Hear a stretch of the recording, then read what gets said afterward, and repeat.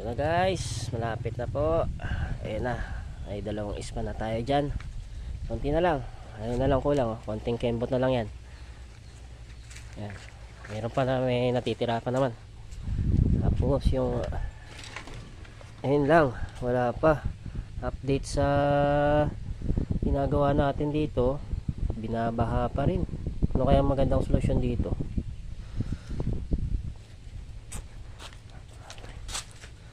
Tapos dito sa likod, ayun, mataas na yung mga ano, damo.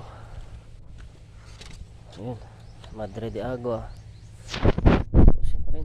Okay. So, update ulit bukas.